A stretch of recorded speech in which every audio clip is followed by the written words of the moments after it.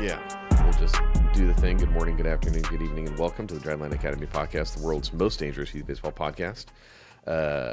I'm joined, as per usual, by my brother, my partner, my co-host, Driveline Academy Assistant Director, Driveline Academy International Man of Mystery, Jeremy Techteal. Good morning, everyone, scientists, engineers, accountants, astronauts, people that intentionally walk kids in youth baseball to Clowns. force a run rule. Clowns. Yeah. We're definitely not associating those two groups. But I liked how when I was gone, you threw like clowns and politicians into. Charlatans. Yeah, sure. A lot of that. Thank you guys for joining us as per usual. We cracked 150,000 listens. Wow. Which is insane. Humbling. Yeah, it's a little weird. Like I was talking to somebody this morning who asked, like, well, do you think you've had more influence in stuff with like the kids you've coached versus like the stuff that you've put out? And it's like, well, I've coached for a while. You've coached for a while, but if we're at 150,000 listens on the pod, if we're close to 1,000 of the Skills to Scale book, if we're close to 4,000 or 5,000 of the cert, and each one of those educational product goes out to like X of 12. The scale, it gets a little bit spooky when you're like, oh, we might have had like north of 500,000 people. Yeah. Like, and it's hard to conceptualize that because I've been with the same group of kids going on 4 years, and I see them 10 plus times or 10 plus hours a week for 4 years. It's easy to see the influence there and like the development of them as baseball players and human beings. It's a lot harder to see the influence of like the stuff we put out until you go to an ABCA. Then it makes it a little bit clearer. Or, last week we get the email from Arkansas, listeners from Arkansas, and like that's always like redirects me, I guess, and like widens that scope when we get emails and when we go to ABCA and things like that, because it is kind of hard to conceptualize that when you're not constantly like we record this, and then to me it's just out in the ether, and like I know people listen, but once it's done, and then you go to ABCA and a bunch of people are coming up to you and telling you that they listen to your voice once a week, and it's or you're in the bathroom in Paris, or you're in the bathroom in Paris, or the Jameson factory, the Jameson distillery tour. So longtime listeners know that we usually do a housekeeping, so we'll do that as per usual. Axbat.com, code DL20, as in Dinosaur Lego 20. Get yourself 20% off. Axbat.com. They got game bats, they got training bats, they got bat and ball sport paraphernalia. Skills to Scale Complete Baseball Training Manual is up there. It's the kit and caboodle of what I can give you to try to do this thing. Yeah, right there. To try to do this thing the way that we believe to be best. Mm-hmm. Like it's just all the stuff. In terms of training products, the Youth Underload Smash Bat is the best $79 you can spend on a training implement. It's probably better than you're going to find in the training session at a large sport retailer that might have rhymes with Knicks. Pick up what I'm putting down if you're smelling what I'm selling. The Power Bat is $99. I would say the same thing about that as well. And I think the only thing that would change in terms of housekeeping, again, is Driveline Flex is something I think, is a new thing that we are offering. And I think because our listenership here is just kind of all over the place, be it Paris or Arkansas or players, coaches, parents. Flex is a thing, and it's hard to not feel like a paid shill when I talk about this type of stuff. So understand that like that caveat is always there, I think, for both of us. But like, look, if you listen to this show so much and you're like, hey, I want a piece of that, that's what Driveline Academy Flex is for. And it's changed since we launched it like 60 days ago. And part of that change is relative to kind of some of the feedback that we got from you guys. One of those changes is you're going to be training. If you can come into the gym, you're getting 5 training sessions a month. The presumption is one of those is a test retest. The other 4 are training alongside our same age academy teams. So whether you have access to our Scottsdale facility in Arizona, where you have access to our Washington facility here in Kent, that is a thing that you're going to be able to do come September 16th. This will be out today, September 6th. So like in 10 days, that's going to be a thing that you're going to be able to do. You're doing the Driveline thing. You're going to be either online programming, working directly with one of our trainers. They're going over the biomech reports. They're going over the data that you submit. We're helping you get better at baseball and train the way that we train. If you're close enough that either once a month or 2 times a month or 5 times a month you want to come into the gym, hey, you can do that too. It's just more ways for us to get more kids to be able to do this thing. And I certainly have every intention in the world to have the parents and the coaches and the adults in the equation that come with you to learn some of the same stuff that you guys are learning right now by listening to this podcast and pushing us up over 150,000 listens, which again, I think Jeremy is 100% correct. Like, it's very humbling. So flex is a thing.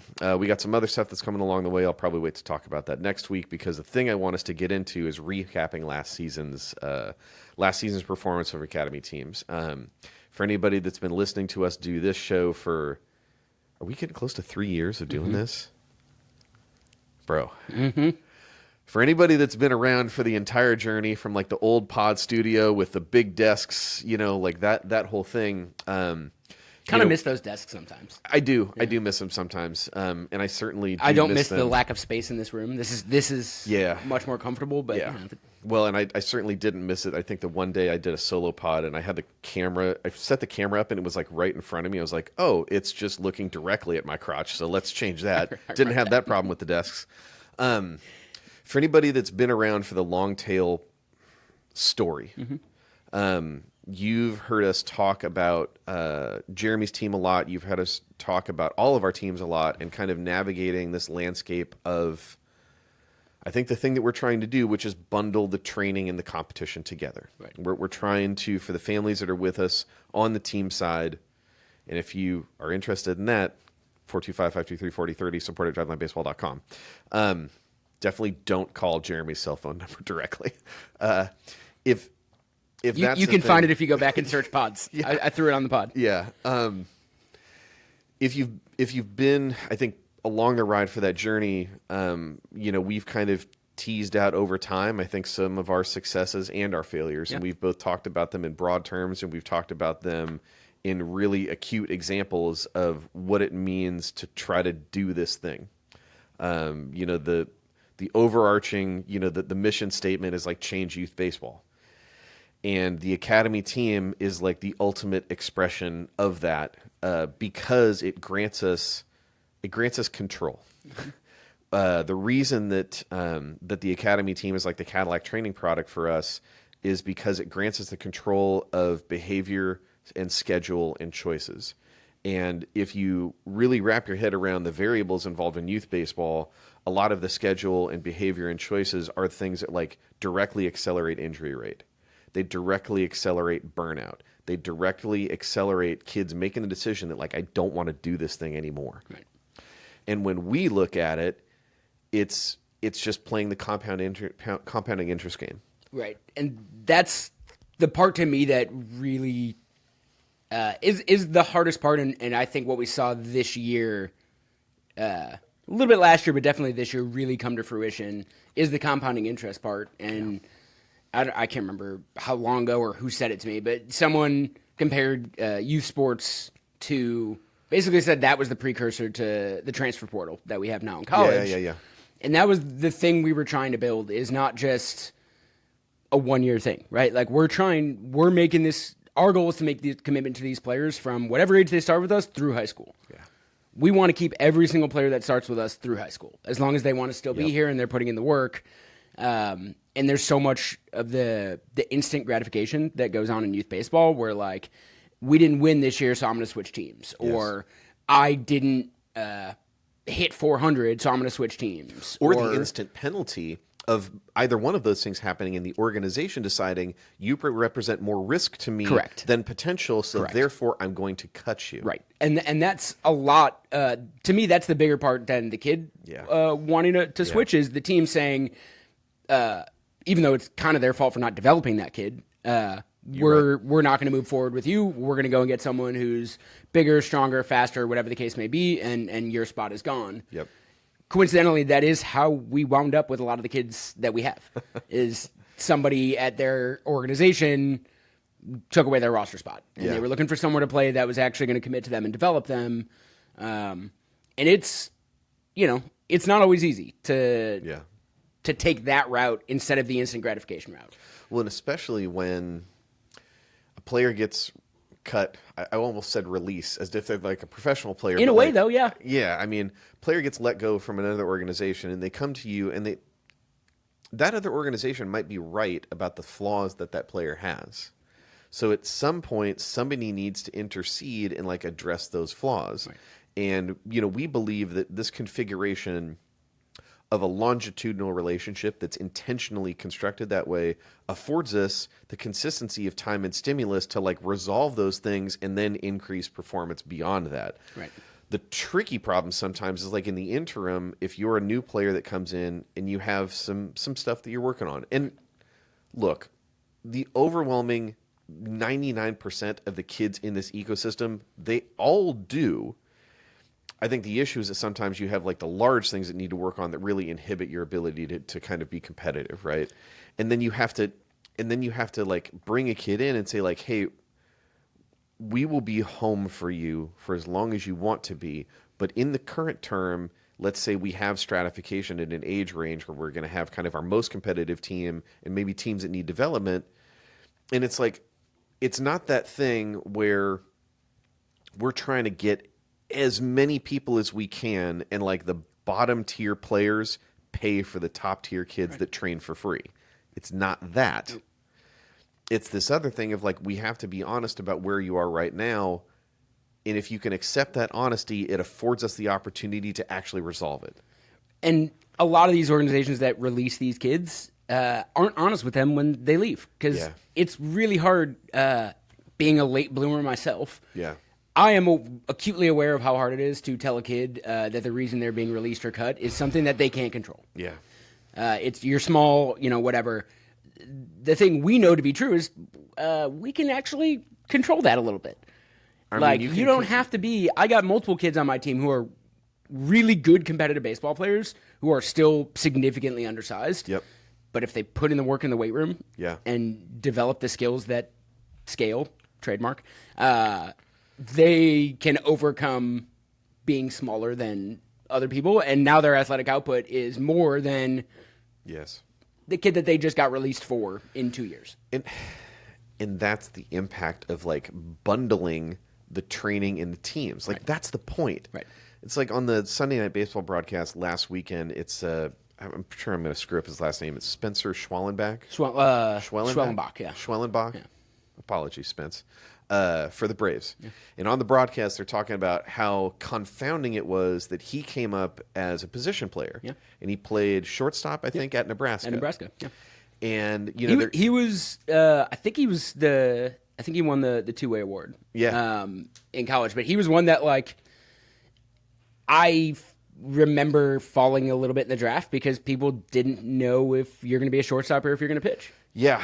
And they're talking on the broadcast about, this real difficulty that you have with scouting, trying to kind of identify, well, how do you know when to make that thing? And it was really funny because on the broadcast, they got really, really close to telling the truth. Because they were like, it's really hard to figure that out. But when they started when they asked the organization, like, what made them comfortable with that, they were like, he's such an athlete. The athleticism is there. And it's like, it just, in like the light bulb goes off in my head where I'm like, yeah, that's an assessment that a very smart major league franchise is doing. Meanwhile, specific to this conversation we're just having about travel orgs and select orgs that release kids, these kids are getting punished because they lack athleticism, but it'll be like, well, I guess we just have to make you a PO. Right? If your athleticism is a hindrance to being competitive in the batter's box, we're going to make you a PO at like 12. Right. Like that's a thing that's happening right now. And you literally have a guy on a mound in a major league game that nobody really knew what to do with specific to his positional assignment, but they knew the athleticism played. Yeah. One thing, I was talking to a couple of my buddies this weekend who I play MLB The Show, but they play it more than I do. And I guess the newest drop of cards or whatever is a bunch of out of position. Oh, really? So there's like every team, it's like a Bryce Harper catcher card. And like my friends were he came up as a catcher. Like, yes, he did. He did. Right? Like that. He was very quickly, I don't think he ever played catcher in a pro game, but like when he was a high school kid, he was a catcher. And he pitched a little too. And he pitched, And pitched as a JUCO player in that 1 year too. Right. And like, I think, what did they tell me? Aaron Nola has like a shortstop card. Oh, for real? Yeah. And it was like, yeah, he played a legitimate shortstop. Like he was not always a pitcher. Yeah. He did both things. And, like DeGrom, which they knew. Yeah. Most people know DeGrom was a college shortstop. But like, it was interesting for a bunch of my friends who are not, they're like into baseball, but not that into baseball, to realize that like, oh, a lot of these guys played other positions or multiple positions up until they got to professional baseball. Yeah. And it's like, yeah, like, of course they did. Yeah. They were the best athletes on the field. So specific to kind of, the story that's playing out over time with Academy, I think one of the things that we're seeing is like this trailing effect of what happens when you put a lot of training economy into athletic development. So, which is very different than kind of like making a judgment about a kid in their current skill profile and saying, you don't belong here. Right. If you understand the holistic part of it, if you understand the fact that just like athleticism rules all, and that's going to define the skill largely, then it's like, okay, well, I'm going to be consistent about the time and energy I put into that. And I really think that like if you look at the much more positive win-loss record that we had this year, where we have teams that are not only above 500 but like substantially so, and we have teams that are competing and winning the way that we want to win, which it took time to get there. It just took time. You can't snap your fingers overnight and build these things. The way that most travel and select teams do accomplish that feat is they just hyper index for the biggest and strongest kids. Right. And we never had that luxury, like we largely But didn't. we didn't have that luxury, but it's not a luxury we sought out. That's also true. Like it's almost like a lot of youth programs try to operate like colleges, where they're going out, they're recruiting. The amount of these guys that go to like Little League games and look for the top players at Little League games and then try to poach them in the stands or in the parking lot or whatever. Like obviously that's not a thing we do, and that does happen pretty frequently. Yeah, where they're out there recruiting players. We kind of operate more like a professional organization in that way, where we don't get to recruit players. We could, but that's not a thing we try to do. We are more of it's almost like draft, where like we get the guys that we get, and it's up to us to make them better and like find the value and make it there. And the only kids that we don't offer return spots to are kids that don't necessarily put in the work. Yeah. Everybody else, up until a point, Yeah. right? And that point is probably 18U. Yeah. Maybe you can make the argument that it's 16U, but it's probably 18U. Yeah. If you're willing to put in the work, I'm okay with you not being very good at baseball right now. Like we have a 16U player right now who started playing baseball last year. Yes. And he is not very good. Yes. But he's gotten so much better in the last year. Yeah. And there's still a lot of development to come, I'm sure of it, because he's gotten way better as an athlete. Yep. And the constraints and the tools and the feedback that we have here have accelerated that process of like going from someone who's never played baseball to going to someone who might make his high school team this year, like has a legitimate argument to make his high school team this year. And that's a kid other organizations at 15 are not taking that kid. Correct. Oh, you want to play baseball for the first time when you're 15? No, thank you. It's a risk. It's a massive risk. Yeah. And like you're probably not going to play that kid. Yeah. So like am I going to take a kid who has never played baseball? Like what's the upside for me as another travel coach when the downsides are like, okay, the parent might complain if he doesn't get a ton of playing time. Yeah. He's going to take reps away from other kids maybe, and like, whatever the case may be. Whereas for us, it's, okay, what is he deficient at? We can kind of fix that. Yeah. Like if this kid's willing to put in the work, we can probably make him a competent baseball player pretty quickly if he's willing to put in the work to get there. And I think the really interesting thing here, and I don't think we've talked about this often, is like is the mechanism of coaching that's behind that.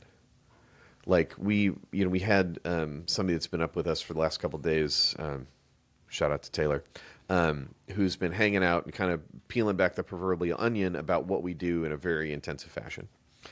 And we ended up in a conversation yesterday with El Jefe Kyle Bodie, and talking about kind of the future of sport coaching broadly, and the intersection of that and LLMs and AI and technology.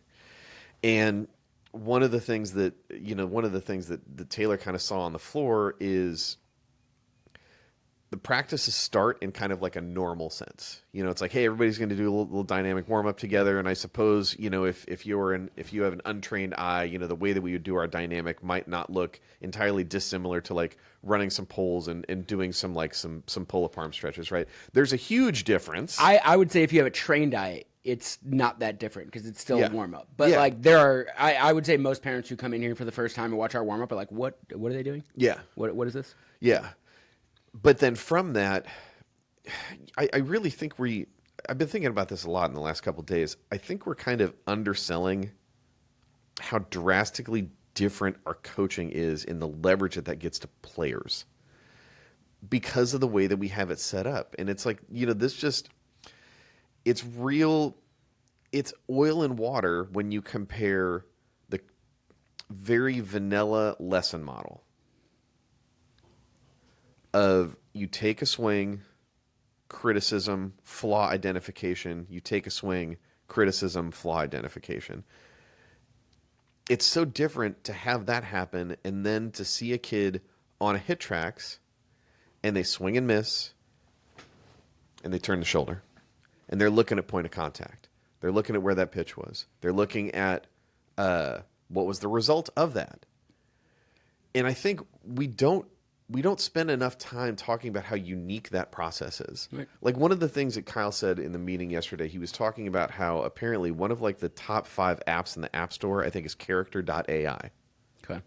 And what character.ai is it's basically like an LLM that has like an animated face to it. And there are kids who are spending like 2 hours a day just talking to it. They're talking to a computer. And one of the things we start talking about in the meeting is like I don't ask Alexa for anything. I don't hardly use Siri on my phone ever. But you've got this generation of people who are coming up and like, that's normal. Mm-hmm. That's normal. And then I started thinking about the way that we train. I was like, the way that we're training is much more that way than it is the old way. And then I think about, again, some of the people who have chosen to leave us over the years, who say you're not hands-on enough. Mm-hmm. You're not coaching enough. Right. And it really, I really think that ultimately it ends up falling back on me for doing a crappy job of not only identifying that like we are substantially different, but also this is the leverage you gain. Mm-hmm. This is implicit learning. This is what this looks like. This is what self-discovery looks like. Because if the whole enterprise revolved around me saying the most magic words, coaching would be the easiest job in the world. Right. I would take a large sample of like coaching phrases and I would test them and say, oh, well, these ones work most. So I'm just going to say that same stuff all the time, but that's not what it is. Right. And I don't mean to diminish in any way, shape, or form the true one-to-one nature of coaching, which is trying to figure out what works for each athlete. Like that part is important. And I think the place that we're going to end up going to is if you can maximize the value of the technology, of the implicit learning environment, it gives coaches more time to maximize whatever that one-on-one interaction is. Because you don't have to spend time doing the other stuff. Yeah. And it's like, a couple weekends ago, or no, was it last weekend, Danny and I went and did the top tracer thing. And it's like, man, I know about Topgolf. I know hit tracks, but like the top tracer thing where it's just like, and we went with my dad. Okay. It was me, Danny, and my dad. And my dad has taken Danny to golf before. And I've got like a hilarious screenshot of a saved message on my phone. My dad doesn't listen to the pod. Where Danny was bitching about it. He was like, they want me to like focus on this form stuff. I just want to hit the ball hard. And like, of course he does because he's here. Right. But because I was able to show my dad Top Tracer, and I was going to be like, hey, the reality is that like none of us, me, Danny, or my dad, are good at golf. Yep. We're just not good. But because we're not good, we just really need to accumulate like this volume of targeted work to resolve our deficiencies. Top Tracer teaches me exactly what I need to work on. And to a degree, the HitTrax units over there, that's kind of the thing. Right. Again, this benefit for us in the training environments we construct, when it's like one cage is top shelf heaters, the other is middle, and then you've got 3 constraint cages. Hey, it's short box offset open, short box offset closed, competition cage short box with different implements throughout. Right. It's a completely different learning environment that I think we probably need to talk more about. Yeah, and I think, going back to the lesson model or the way other people do it, it's not... There are a lot of coaches out there who can identify a swing flaw. 100%, and I'm not trying to take that away. Right?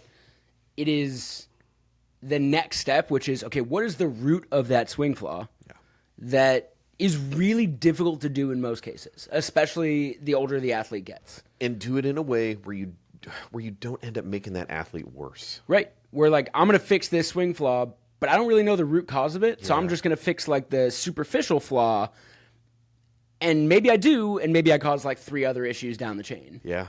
As opposed to us being able to have all of that data and look at that and say like, okay, this is actually like the root cause of this. So like, look, I want to fix this swing flaw. The only way we can fix this is by fixing this part of your load, which has downstream effects and is causing this swing flaw that we both see. Yeah. As opposed to like getting frustrated and you're banging your head against a wall, just trying to fix the superficial swing flaw that you see at the end of the day in the video or whatnot. And especially, I think the other question that's kind of implicit in that is when. Like, when do you start to intercede on that stuff? And are you doing it at like 9? Right, and that's a lot of these mocap meetings we're going through now with my kids who have been here for 3-4 years. Yeah. And a lot of it is, there are questions that have popped up is, why haven't we fixed this up before? Right? Yeah. Like, why are we just starting to get into this now? It's, well, you're at a higher level of competition. You could get away with a lot of these swing flaws when you were younger. Yeah. Because the velo is not as high, or like, the kids aren't really spinning the ball well, so you can get away with a lot of swing flaws at the younger age. Yeah. And a lot of this is a lot of these flaws are caused by strength deficiencies in youth athletes that have to make up for it and compensate in other ways. And some of making that stuff up is going to take time. It's going to take time. You can't talk a kid into resolving a motor deficiency that is like implicitly tied to the fact that they can't accelerate an object in space and stabilize in a position simultaneously. They can't. Right. And it's hard for a lot of athletes to hear, your issue is you're not strong enough. Right? Like it's a crappy thing to hear. Yeah. That is maybe the hardest thing to solve, because what's ahead of you is just work. There's not a magic word here that can make me stronger. There's not. It's just like I have to put in the work and put in the time, and there's no instant gratification there. But that's a lot of these conversations is, you were able to get away with this when you were younger, and we were kind of hoping that some of these flaws would work their way out of your swing as you got older and went through puberty and got stronger, and it didn't. So now we're at a pretty good place with our strength. Yep. We should be, hitting balls in the mid-90s, and now we can get into some of the more specific, why are you losing 3 miles an hour of exit velocity, right? Yep. Which is important at this point, and it was a lot less important last year when you were hitting the ball 82. Yeah. And like, hey, let's just get up to the capacity to hit a ball 90 before we really start digging into the weeds. Yeah. Because it's, where do we want to spend our training economy? Yeah. I would much rather spend that training economy on getting you stronger and more comfortable with moving the bat as fast as you can than fixing these swing flaws that aren't going to make you better necessarily this year, but will in the future. And like, now you're at a point where like, we're talking about the future because you're 15, 16, like you're ready to take that next step and put in that hard work. And I think that's where we got to with a lot of our teams this year because, our high school teams were really competitive this year. They played really good baseball. And the thing we preach about this program is, skills that scale. the definition of that is we want everyone to be a competitive 90-foot baseball player. Yes. That happens starting at 14U. Generally, 14U is your first exposure to 90-foot baseball. So, like, there's going to be some bumps in the road. There's going to be a development curve there, a learning curve there. But really, our goal is once you hit 15U and you're going to your high school tryout, you are a competitive baseball player. And we saw that this year because we had our probably 2-3 longest tenured groups finally hit that age and really show how well that development works. Yeah. And it puts us in a position to win the way that we want to win. Right. You know, like, there was this guy by the name of Wayne Goldsmith. I want to give him his props. He had a real long but good post on Twitter this week that was kind of about this idea of like the pathway model. And the pathway model, basically what they're kind of talking about is just kind of this promise that, like, by being on this path through some version of youth sport participation, that it is going to resolve itself in like this future professional opportunity, and selling parents on that promise. And I think you're 1,000% right, obviously, about the skills of scale intention of creating competitive 90-foot baseball players. I think what's important to understand is the point of that. And the point is, if you understand that the professional career-driven outcome is, let's just call it impossible. Like a couple episodes ago, I did the Franklin D. Roosevelt and pulled the book off the shelf. If it's 0.000262, it's just impossible. So it's gross to promise something that inherently 99.9% of the time you're not going to be able to deliver. Right. As someone who's running a program, to promise that is really flippin' gross. It's like a kid who's really good at math or physics or whatever, and be like, you're going to solve time travel when you're like 12. It's hey, you have an interest in music and you can sing a little bit. You're going to be Michael Jackson someday. Yeah. Well, yes. In terms of Mike at his peak is like in 100 years, in 200 years. People are going to look back at those videos of Michael Jackson performing to like 200,000 people in China. They're going to be like, it was a god. Yeah. Right? He was a god, no different than Ptolemy in Egypt. Yeah. He's no different or Taylor Swift in 2024, right? That's the. I mean, really, like that's. And to promise that is it's just it's a lie. Well, it's not a thing you would do in basically any other situation with a kid, right? Like. You want to set smart goals, right? Realistic, attainable. Like, every kid, I fully believe this with my entire body, and I'll say it with my whole chest. Every single kid who plays baseball has the ability to become a competitive 90-foot baseball player. Yes. So start there.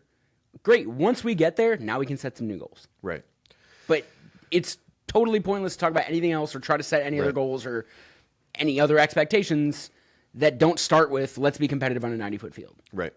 And if you're truly afflicted with the aim towards that outcome, and I empathize because my kid doesn't have a plan B. And it's terrifying. Yeah. Because I know the downside. Yeah. I know the downside, and I worry a lot about what it looks like when it breaks the way that it breaks 99.9% of the time. So if that's true, the thing that I said about Wayne's post is like, okay, well, even if you're going to try to get to that place, you have to love this thing so deeply to persist through that. Yeah. Like, that's where it starts. Yeah. You can't hate baseball and get to that point. Right. Like, I talked to Jairus Richards, who's a longtime Driveline trainee. Legend. Bellarmine Prep grad of the local area. I didn't know that. Yeah, he went to Bellarmine. Legend. Base stealing legend. Yeah, facts. Fiend. And can bang. Oh, yeah. and can throw it a little bit, too. So Jairus last year was playing in Mexico. It's the official start of the offseason for me every time I see Jairus. I know, right? It's like, all right, hey, we're here, baby. I know. I love that dude.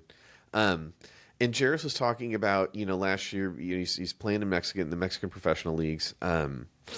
and they had just a wide variety of things that take place that are like the ups and downs of baseball in the professional sense broadly, and then specifically at the international level. Like it's crazy, and it's really, really hard. And he's willing to put himself in that position as a smart, logical person because he loves it so much. And he knows that he only has so much time to do this thing. So like if you intend to suggest that the path is professional, then you have to also implicitly understand that they're not going to get there if they hate it. Right. And that's a near-term thing, and that's a long-term thing. But then come back to like number 3, in the near term, the goal is simply to keep playing. Right. Like that's the goal. You want to keep playing. You understand the environment's going to change, and you have to equip yourself with the tools and the athleticism to get there. And I really can't wait until our biomech data is more accessible.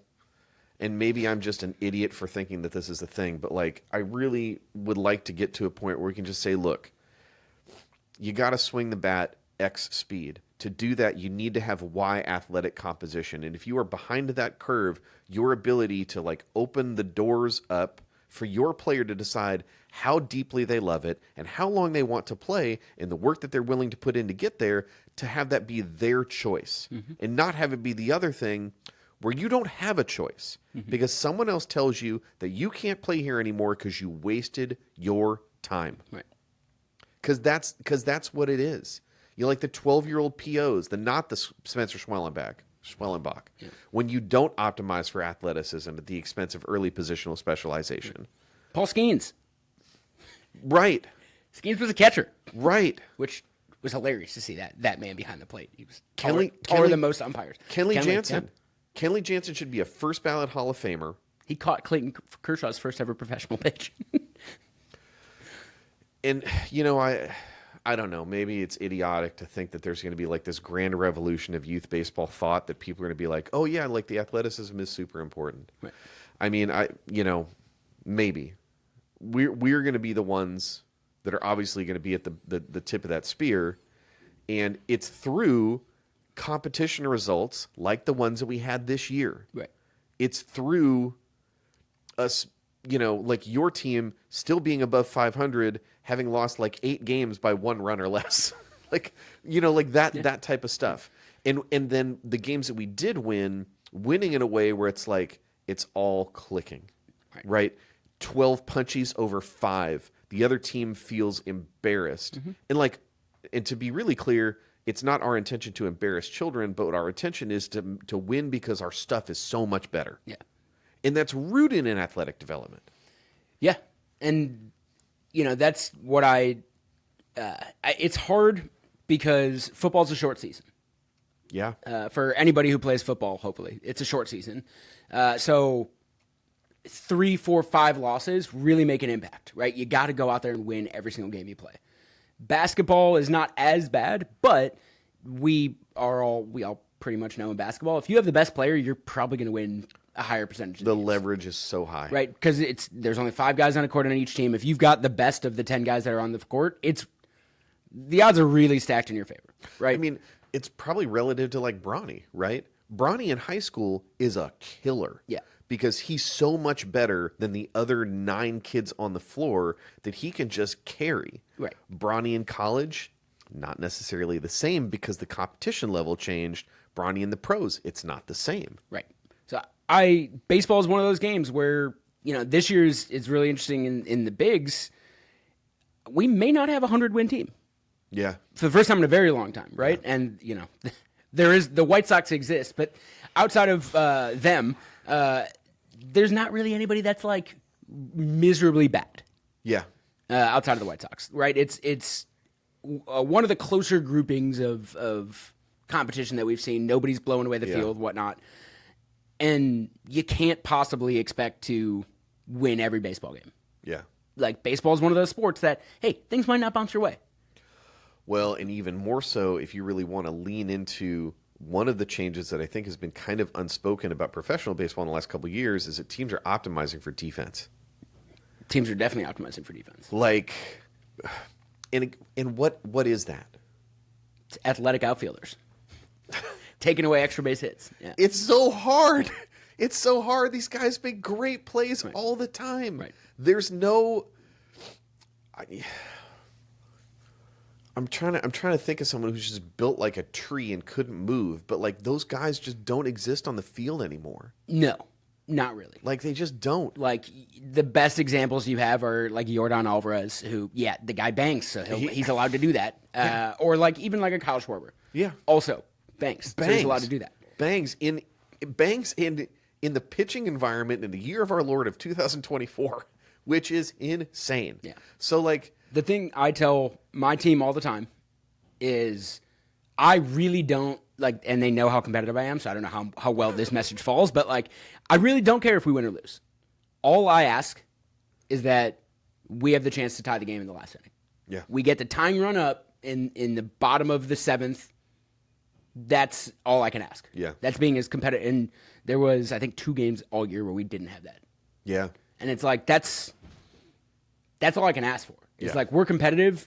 Yeah. Some years, a bunch of those 8 games that we lost by 1 run are going to flip, and we're going to win 6 of those and be way over 500. This year, we didn't win 6 of those. So, like, but you can't focus that much on the result because that's all I can ask for. Is like, let's have the chance to get the tying run up in the last inning because anything can happen at that point. Yeah, and again, man, I truly believe that like if you let your perspective get that myopic about the result at really, really early ages, it inherently pushes you to a place where by maximizing for that, you have to minimize for stuff that is like literally going to let that kid be competitive as a 90-foot baseball player. Mm-hmm. You're missing opportunities because you don't have infinite time. Right. You don't have infinite exposure. You don't have infinite control of their schedule.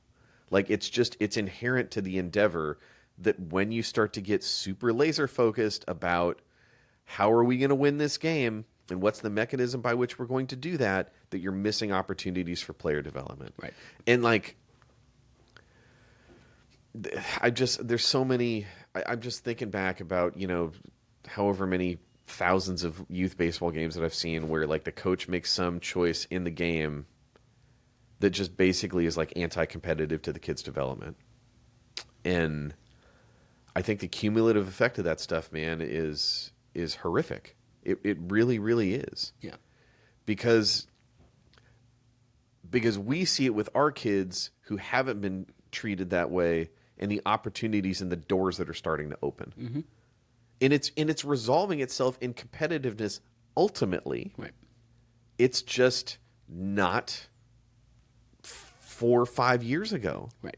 And I recognize that like there's some stuff that you have to negotiate through as a coach or a parent to help your child have that type of perspective.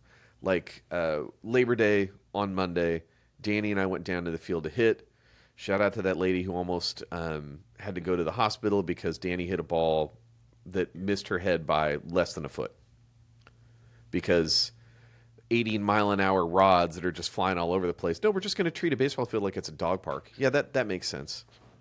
Anyways, I still have a massive bump on my shin from one of your son's 80-mile-an-hour rods that hit me in the third base coaching box that I pretended at the time didn't hurt. Oh, no, it's no big deal. Yeah. It's no big deal. We're sitting talking, because it's one of these things that like when you just go to the field with one kid and you start working and they just start to talk. Mm-hmm. And I remember we were on, in our local area, there's like 2 fields, and one is like the nice field, and that was the field we always wanted to play on. The other field was like, it's 2% worse, but by virtue of that, Danny always wanted to be on the number 1 field. And we were on the 2 field. Somebody else was on the 1 field. It was fine.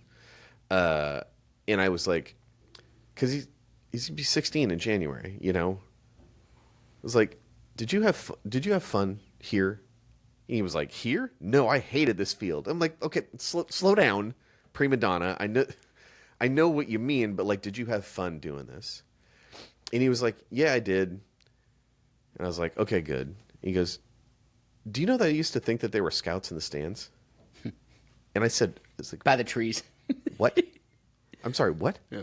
He's like, yeah, I used to think that there'd be scouts at the games. He's like, you know, sometimes when I got upset about how I played, I thought that like the scouts would see. And I say that to say that I'm aware that there are going to be a lot of things that kids are going to come up with that you need to actively work to put context to this experience. Yeah. You know, if I had known that when my son was like, I don't know, 8, 9, 10, 11, 12, that he was worried about scouts in the stands, I would have more directly said, hey, buddy, brother, that's not a thing we need to worry about, right? Even in the weirdness that was the But you can't tell a kid that. No, you Let their can't. imagination run wild, right? Yeah, you can't. I mean, I just think it's really important, you know, when you look at like the record of our, you know, 18U team last year versus this year. Look at our 16s last year versus this year. Our 15s last year versus this year, even our 14s last year versus this year. You know, the 14 group in particular, and shout out to my brother Rich. You know, that team is coming together the way that your team came together over the, like, I see these iterative steps. It's just like you just see it playing out. That was for me the most gratifying, and to use the word again and use Joey Votto's word, humbling. Yes. Experience of the whole summer. At the end of the summer for me was these are by and large 14 through 18 families that have been with us for years. Yeah. Who endured some losing seasons. You had to eat some glass. They ate some glass, and they still trusted. Yeah. They still trusted us with their kids' future and their kids' development. And like to see that trust like pay off. Yeah. There's nothing better than that. Yeah. To me, because I know all of, and that you can't coach without that trust factor. 100%. And I know all my kids trust that, like, whatever I say to them, it's coming from a place of I want to make you a better baseball player. Yeah. So, like, you know, as we go through some of these mocap meetings, there's some hard truths that are going to be on the end of the mocap meeting of, like, this is what you have to do. Like, you need to massively change this. Otherwise, like, you're not going to make it that far or whatever the case may be. And without the trust, it doesn't matter. And that was the coolest part for me is these are parents and kids that have trusted us for years, that trusted somewhat blindly at first. Sure. That, like, I know this thing's going to work and going to pay off. And it maybe didn't right away for a lot of these kids. And they still stuck with the process, understanding what we were trying to say and trusted that we had their best interests. And, like, on the back end to see these kids start to realize that, like, they're going to play college baseball. Yeah. Like, Yeah, they're on the they path. made that decision when they were 13 to stay here or 14 to stay here, whatever it is. And now a couple years later, they're either getting offers because they're upperclassmen or they're starting to see that future very close in front of them of like, oh, I'm not that far away from like where I need to be. I started hitting the ball. I started when I was 12 and I was hitting the ball 65 miles an hour. Yep. Now I'm above 90. Yeah. And like, I see that 3 years later, and that's not going to happen like that, right? That takes compounding interest and 3 years of your time to get to that point. And like, they trusted us with that, and we didn't let them down. Yeah. And that is more gratifying than the win-loss record, which is gratifying, is the fact that like, I know very confidently all these kids are going to be with us until they graduate. Yeah. Because they're bought in, they've seen it, they know what this can do, and like, it doesn't, 2 years ago ish, we're having to have these conversations with parents, not begging, but like kind of begging them to stay. Like, this is why you need to stay. To try to help them understand. Why you should stay. And like, rightfully or wrongly, depending on how you look at it, they're looking at our team's records at other ages. Yep. Older ages, and they're kind of looking sideways like, why? I understand what you're saying, but like, the proof is really not in the pudding. And it's like, yes, but those are not players we built necessarily, right? The early years here, we didn't have 3 years to get a kid from 60 to 90. Well, especially and now our high school teams are good. Especially and then you have COVID too, man. right? So it's like, we're getting kids that are 15, 16 hitting balls 80, and we're getting them to mid 80s, upper 80s, whatever it is, and that's still not good enough. But like you get a kid when they're 12, and now when they hit 15, 16, because they've had that longer runway, now they're pretty comfortably hitting balls 90. Yep. We were asking them to believe. They did. They trusted us, and it paid off. Yeah. For a large amount of those kids, and like that to me was the most gratifying thing of the summer, is to see these kids understand this process, how it worked, tell their friends that they're playing high school baseball with, that they should come here. Yep. And hey, if you want, one of my kids, I was doing a mocap with, meeting with him, and I didn't realize that and we don't have a ton of new high school kids, but one of our new high school kids, I'd asked him like a week or two ago where he played high school ball. And I was like, I didn't know you went there. Like, one of my kids goes there. Yeah. And like, I went and saw a couple games last year, and like, yeah, I'm not going to, if I don't know you on the field, I'm not going to like probably remember. I'm not there to scout. I'm there to watch my kid. Yeah. And so I asked him, and he was like, yeah, like I played with him, and he wasn't getting a ton of playing time, and I told him to come to Driveline. That's tight. And he's like, yeah, I wanted, he wasn't getting the development he needed from his current program, and we were talking about it in the high school dugout. And I was like pushing him to come to Driveline, because this particular kid came to us throwing 73 at 14U, or like 72, 73 at 14U. Yep. It was low sevens. And is now 89 as a sophomore. So like, it's pretty easy for that kid to tell a teammate, hey, you want, like, I can help you. Yeah. Because I know this program can help you. If you come try out, see what it's about. And those are, it's so different than the conversations we had 2 years ago. It's the best stories. And like, these things take time. And I think it's important that like to really highlight the fact that like it's about what they did, and it's also about what they didn't do, right? Like, these doors aren't opening because the kid went to an infinite number of showcases, right? And or played a bunch of fall ball, or 1,000%. Years past, we have. So I don't know if we've said this on the pod, but we're now a 12-month program in Washington. We were always a 10-month program. We're now a 12-month program. Which does not mean we're playing 12 months of games, full stop. No. But because we're 12 months instead of 10, like now August, which used to just be, we've got some open gym hitting. You can come in, you can hit if you want to, you can lift. We have lifting stuff. But we're just not going to have any throwing programs.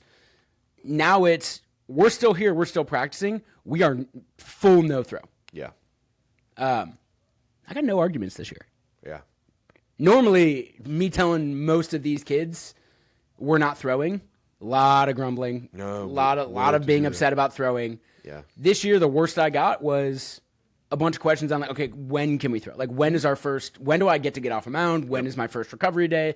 Like, they want to get back and throw, but they inherently understand why I'm saying you can't throw in August. And like, we are taking a month to not throw at all, and then we're taking 2 months to really slowly on-ramp you guys into throwing. And I got zero complaints from these kids. And like, that's really rare. That's like, they understand the assignment, they understand what we're trying to do, and I no longer have to spend a bunch of time trying to explain these things, trying to get buy-in, because they get it, they're bought in, they understand, they've seen the development. Yeah. And so now I get to spend the time having the conversations of, okay, how do we push that to the next level? Right? Like, how do we keep getting you, what are our goals, and like, how do we get there? Yeah. As opposed to over and over, like throwing 12 months out of the year is bad for you. Like, I just need you to take a month off. I promise you, you're not going to lose velo. You are actually only going to gain velo. You're not going to lose anything here by not throwing this month. But that was always a conversation that was difficult to have, especially if they weren't here and we couldn't control that. Yeah. And it's like, depending on the age, you have, well, they can't go play catch with their friends in August. No. Please don't. Please don't. Like, it's really hard to tell them no. Like, throwing is throwing. But throwing is throwing. And like, I totally get the memories, you going out to Danny with the field, mom or dad playing catch in August. I get the value of that memory and that time spent together. But like, we didn't have to have those conversations this year, really, of like, no, please don't do that thing. And that is also really gratifying to get to a point that like, the development results are there. And so, like, we don't need the instant gratification anymore. Yeah, and the thing I think about sometimes with that is especially like the smart reports. Like, for anybody that doesn't know what we're talking about, smart reports is a new thing that we're rolling out to Academy with the Driveline app. It basically is like a daily red light, yellow light, green light about how did your stuff go relative to the inputs that we capture in terms of exit velocity and pulse and blast. If you're an Academy player that's listening to this, wear your pulse, wear your blast, charge it, sync it, do the stuff. And I think about, like, that 2 years ago where we had families that had to put a lot of trust into us. And at that time, I think we were okay at showing the development results like pre-post, but there were a lot of iterative stages that we probably didn't do the best job of communicating progress. But now I think about the smart report world, and it's like, well, now ideally the players, but to a certain degree with the younger parents, they're going to see that stuff too.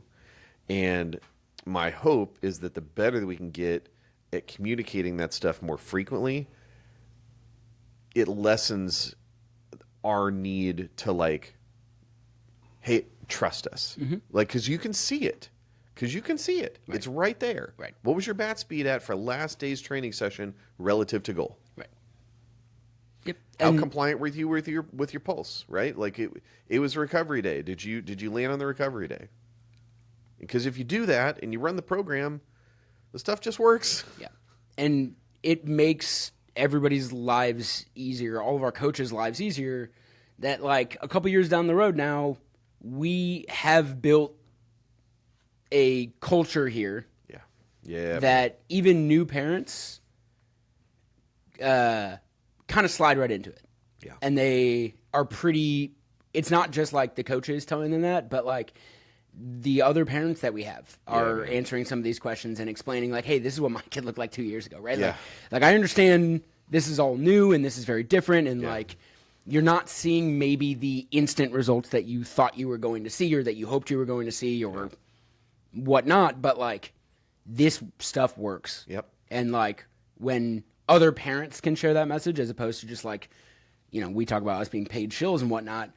And I understand that, like, it is hard to trust that person. Sure. Because, like, yes, I have an ulterior motive. I want your kid on my team. Correct. So, like, I'm not lying to you, but I understand if you think I might be. Because, like, I want your kid to stay here and be on my team. Yeah. But, like, when other parents can share those experiences, it just makes it really easy, as opposed to a couple years ago where, the fight we were fighting all the time is talking to the parents about the win-loss records. Yep.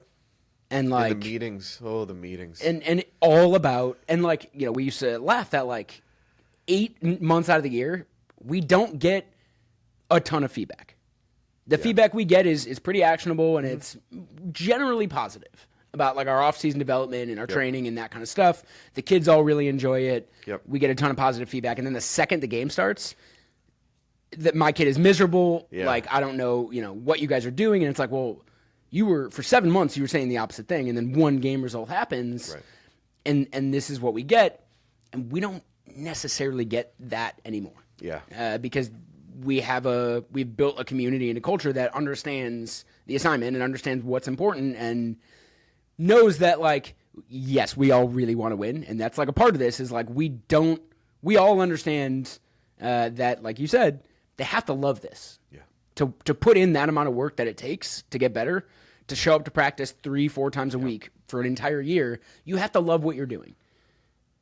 And losing a ton, and not just like losing a ton of games, but losing a large in games, like losing by double digits, getting mercied, whatever, is a really, really quick and easy way to sap that love out of the game. Yeah. Because it's not fun to sit there and get your butt kicked over and over and over again. And like there's a balance there of, I'm okay being under 500 as long as we don't get mercied all the time. Mm-hmm. And like, I just want to be competitive. And like, that's a conversation I've had with a couple parents is like, if we're 500 and you want to win more games, what's the ideal winning percentage? Right. What's the number? Right. You want to win 75% of your games, 80% of your, like, what percentage would make you happy enough that you don't necessarily care about development piece or whether or not my son got better? And we don't have those parents anymore. They have, by and large, left and they go to other organizations, and that is fine by me. Like, if that's the most important thing, that, like, I don't care how much playing time my kid gets, or if he's pigeonholed into being a PO at 12, his team is really good. And he gets to experience winning a lot. And it's like, I'm not here to tell you what lessons you're teaching your kid, but that's okay. Like, we don't need those families to be part of our teams. They can be part of Flex. Sure. And we can give them the training and stuff like that. That's for. Right. But we don't need that kind of culture around our teams where, that's our Cadillac product. That's the one we're going to invest our most time in, because we know that pairing the training and the teams is what's going to get the most out of these kids. Yep. Because it kills us time and again to watch. And I know this is a team we bring up, maybe like not on the podcast, but like externally, maybe not as much as my team, but pretty close, is the team that in the first 3 years of the Academy's history was the winningest team that we put on the fields. And the coach left. The coach went to another organization. And a lot of the parents made the choice to follow the coach and not stick with the program. Yep. The 3, I see you, Jack Butler, from that age who stayed, the development has worked. We are in a really, really good place with all 3 of those kids. Yep. The stories of the rest of those kids are not as good. The team, they're no longer with that coach. The coach I don't even think is with that org anymore. He has now, I think, been fired from 2 different high schools. Like, we tried to tell them that this system and the program is why your kids got a lot better and why you should stay here. And the message didn't land because they won a bunch of games, and that was really intoxicating. And they wanted to follow that coach and keep that vibe together for as long as possible. Yeah. And it lasted like 3 weeks. And it's hard to fault them, because I think we were so early in the Academy's gestation period that I think that perspective is kind of the inherent one. That like the coach is the one that most parents are going to have the most direct relationship with, they're going to have the most direct interactions with. So like it's understandable. Like I get it, but the more that we have things like the smart reports, the more that we have the ability to kind of go like expected velocity gain by age, it's a really simple conversation to have with a parent of a younger player who's just like, look, the composition of a competitive high school player looks like X. And we can assign quantitative value, quantitative or qualitative? Quantitative. Value to the attributes of what those players look like. Here's the number. Right. Here's where you are right now. Here's the expected gain by age over time. If you do the things right, on average, this is how you're going to look. If you exceed those gains, this is how you could look. And it's not putting us, and to me, that's not doing the gross thing of saying the professional pathway. Right? I'm not saying that. No, because you're tempering expectations. You're showing them the journey and not setting their expectations through the sky. You're setting reasonable expectations. Right. And the expectation that an athlete has dictates how much fun they have while training. Right. So, like, a really good example that we saw, I don't know, 3 weeks ago or so, I decided we were going to have some fun on a Friday. And we programmed a Shohei slider out of the eye pitch. Oh, the Shohei sweeper was the Shohei sweeper, right? So, I didn't tell my kids what they were seeing. Yeah. We got 85-mile-an-hour fastball in one cage.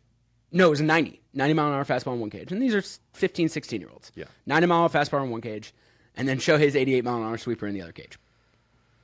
And first couple rounds, they're massively frustrated. Yeah. Right? They think their expectation is, I should be making contact with this. Yes. I'm in a cage with a pitch coming out of the machine. I know how to hit off speed. I know how to hit. Yeah. I should be putting 6 or more of this round of 8 in play. The second they found out it was Shohei's sweeper, everything changed. Yeah. It was, now the expectation was, if I put one of these in play, I just got a hit off of a major league sweeper, right? And you could literally see, with the expectation changing, the body language changing, they had more fun, and they hit way better. Yeah. Like, they actually hit pretty well off the Shohei sweeper. Surprised me, impressed the hell out of me off of how well they did. And it was just the flip of, I expect to hit in this cage because I have a bat and I'm standing in this cage and I've hit in this cage a bunch and like that's what I'm here for. That's what I'm here for. I don't, I'm not thinking, wow, that pitch is really nasty. Like this should be a hard one to hit. This is a challenge. I'm gonna have to dig in and figure this out. It's why can't I do it? I've hit in this cage a bunch of times. This is frustrating. Yeah. The second they find out, then the expectation completely flips to I just got to make contact here. Yes. Then I can tell everyone I hit a Shohei slider. Yeah. And now they're putting 4, 5, 6 balls into play in a round. Your son had multiple 80-plus mile an hour barrel line drives. And, like, that matters so much. Yeah. Because they're going to be miserable if their expectation is I'm going to hit the ball 90 miles an hour when they come in at 82. Yeah. And, like, setting those expectations of, like, here is what your development should look like and not blowing that through the roof. Like, yeah, we want to get to 95. We've got 2 years to get there. So, like, what does that look like over time? How much should we be incrementally gaining every 6 weeks? Yeah. What does that look like? Yeah. Is so valuable because all it will do is, like, destroy a kid's confidence if their expectations are to a point that they can't possibly meet them, let alone exceed them. Yeah. And then they're miserable, they think they're terrible at baseball, and they fall out of love with trying to get better at it. Yep. And that's when you lose them. Yep. Because at every level, every sport really, but for my money, especially baseball, you can never get complacent. You have to continue to work and improve and train no matter what level of baseball you're at, because climbing the ladder, they only get better. Yeah. Those players only get better, and it only gets harder. Yeah, it's adapt or die for a reason. Right. Because the competition level doesn't stay stagnant. And specific to this conversation we've been having about, like, the question of why didn't you fix this issue earlier? First of all, the presumption that based on the physiology and the athletic output that it's fixable is probably false. But second, the nature of the game has changed. Mm-hmm. The competition environment changes. So to whatever degree you could have flaws and still be a good performer, it doesn't mean that if you fix those flaws earlier and knowing that might just not be a good fit for the athlete, it doesn't mean that you've, like, solved that in perpetuity. It doesn't work that way. Right. It just doesn't work that way. And, like, in that cage, one of the more impressive ones to me was actually one of the 15-year-olds, not the 16. It was my little guy. It was Shu. Yeah. I told him we talked about that in his athlete meeting the other day. And, like, I was there that day. Because he was the one before he knew it was Shohei. Correct. Who was like first 3, 4, 5 he saw was not close. The first round that I saw with him, he didn't get good contact until like pitch number 8. Mm-hmm. And he was walking out of the box, was going to go feed, didn't slam his bat, there was nothing. And I was like, you should feel really good about figuring that out, man. Mm-hmm. I'm really proud of you. And again, consider what we were talking about earlier about coaching relative to this whole landscape of, like, longitudinal development. When he took the first swing, either myself or you or one of our trainers could have, like, jumped in there and try to, like, flap our gums and talk to him about how to hit Shohei's sweeper. Right. And first of all, what in the bleeding F do I have to be able to teach anybody about hitting Shohei's sweeper? Right.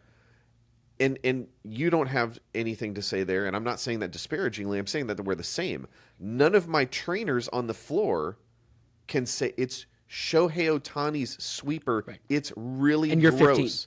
15. And you're 15. Yeah. Like, when we fired it up, I got video from behind the cage. I saw one of them come in, and I was like, nope.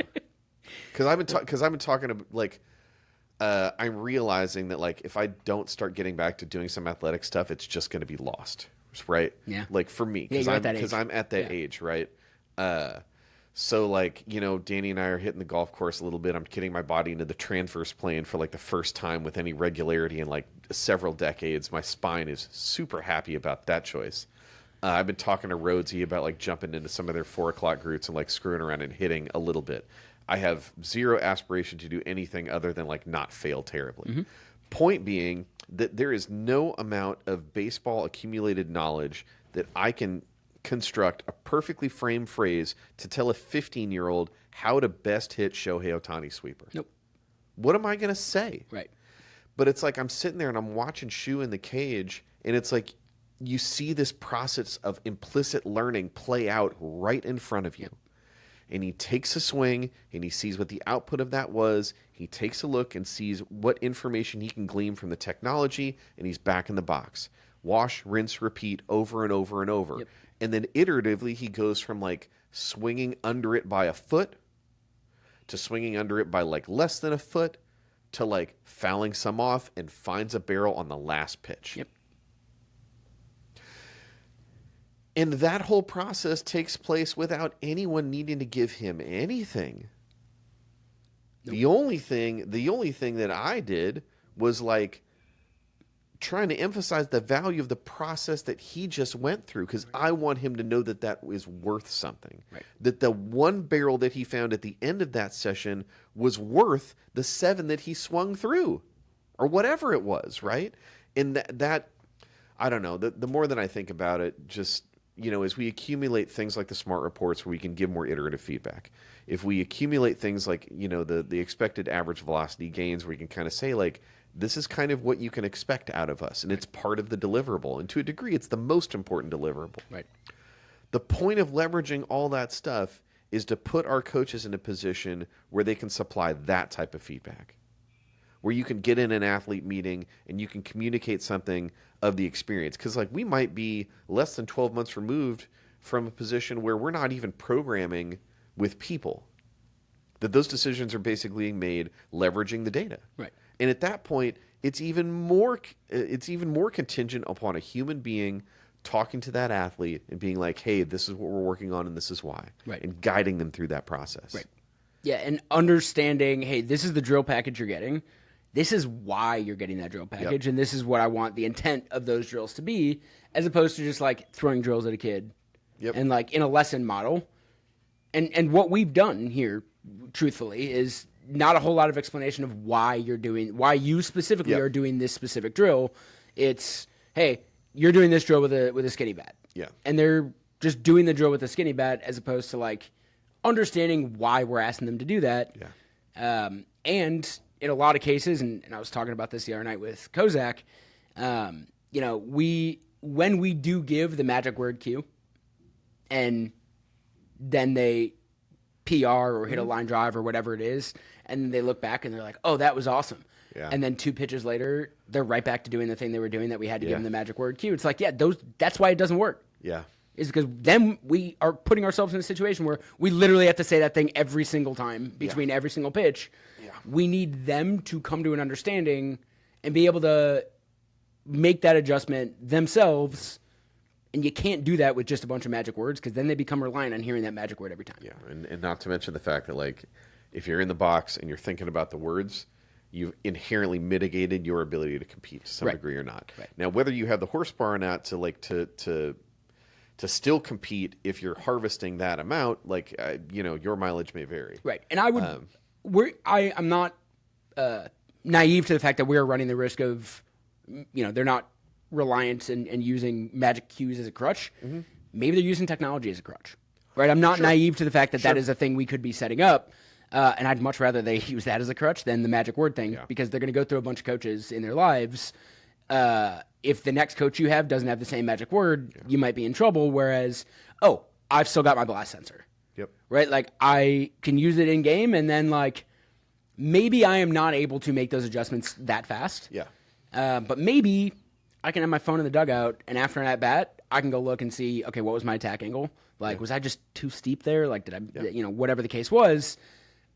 And then they're able to make that adjustment themselves without me having to say the magic word, because they understand why I'm saying that magic word, what I really mean, Right. And they can come to that on their own. You're right, and they're connecting that to the intention, to the shift in intention, to the shift in approach, to the shift in whatever that's going to push them towards that adaptation that the magic word is supposed to get them. Right. Which I think, and I don't know if we've exactly talked about the changes we made with our coaching on the pod yet, Not but yet. Our coaches are now our athletes trainers, which was never a thing we had before. It wasn't really one-to-one the way that it is Right. now. We had our coaches that were at practice. They were going out and coaching games and building relationships with the kids. The coaches were not responsible for going over the mocaps, and programming the kids based on Yes. the mocaps. They weren't responsible for programming the kids. That was, we had Mark, and then we had Eric, and there were a lot of people that we've brought on the pod that was their specific role, was to program the athletes and develop them, looking at their data, and then give them the correct program. And now that is merged into one, which the really cool part of that is they now only have to trust one person. Yeah. And the person that's in the dugout with them, on the field with them, is also the person that's like explaining the intention of these drills to them. And, and it's a little bit, that trust factor just goes through the roof. I mean, the proximity to the athlete and their experience is so, it's so tight right now. Right. Like it's improved so greatly. I don't know, man. I'm really happy with where we're going. But yeah, it was a fun summer. Yeah. It was a fun summer. Yeah. Once again, your boy got dusted off to coach a little 18U. So shout out to those kids for letting me be on the field with them. The only, our 13U was rough. 13 was tough. 13 was tough. And it was, we had a team party where like 5 kids got hurt on a slip and slide. It was very much not ideal. And it wound up with a lot of the kids on that team weren't healthy enough. So we just puts them in a bad spot. Yeah. They just weren't in a great spot for most of the season. And then the second team, we went through a couple coaches and there wasn't enough stability there. Yeah. And then our 10s and 11s struggled. Yeah. All of our other age groups performed really well. And 10s and 11s are putting it together at the end of the year too. 10s and 11s was it, and like this is what's going to happen at that age. It was very dependent on the competition they were playing. Yeah. When they would get into a tournament against teams with similar competition levels, they're really competitive, and in a lot of cases, they're kicking the crap out of those kids. Yeah. It was when we played teams that are fully formed Little League All-Star teams. That's when you're going to lose by 10, 15 runs. But like most of those kids did it with a smile on their face and like understood, there's going to be ups and downs and, we're not going to be consistent. We're 10 and 11 years old. And like our coaches last year did a really good job of kind of navigating through that and, making sure we celebrated the wins and didn't get too down on the losses when they happened. Yeah. But like by and large, this wasn't, this summer wasn't like previous summers where I'm like kind of scared to look at some of the scores. Yeah. This is one where like, and I always do this, but like I'm watching the Game Changer video, like, and instead of having it on in the background, like I am intently watching the game because we're close, it's competitive. It's like, no, this is like it's not just like, oh, I'm going to turn this video off. This is about to get a little ugly and, just wait for the parent comments to come in. Yep. And we just didn't have that this year. And that was really cool to see, like we are, and gratifying because we've put a ridiculous amount of work into getting to that point. Yeah. But, we have a whole community who understands and is bought in, and it's just going to lead to a higher level of trust and like a higher level of continuity, which then we can do the compound interest thing. And like, that's what it's all about. Is doing this over a long period of time and watching these kids grow as humans and baseball players, not just like discarding them every year and starting over with a new group. Yeah, and like the 18 thing, man, getting a chance to coach them for a couple of games this year was a real blessing. I'm actually very glad that the person who flaked on us afforded me that opportunity. So shout out to you. Well, because it was such a long-term group, and the paths were so divergent at the end. We had some of those kids are going on to go play college baseball. One of them is taking a gap year and is training with us on the main floor right now. And then another one, like he's done. He's done. Shout out to Owen. Still coming back and hanging out. I know. I've seen him a little bit. But like Owen and I got a chance to chop it up a little bit, and I don't know, man. I suppose he could have been gassing me up, but there wasn't any resentment.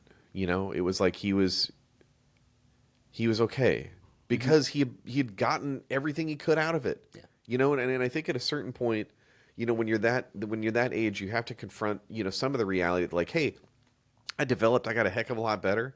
The amount of work that it would take me to continue to push that forward is more than I want to put in. Yeah.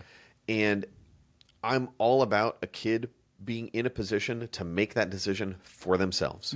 Because I think that inherently frees you from the type of resentment that happens when it's the other way around. Yeah. I could have done things better. Right. It's like, we were at this dinner last night, and it's, me and Chance and Mike and Taylor. So four, Chance is pretty young, but like 3 middle-aged people, and I'm one step closer to my demise every single day. Shout out to Vince Staples. And we're talking about kind of this idea of development that just like there ends up being that inherent thing that, man, I wish I had access to this, right? I wish I had access to this.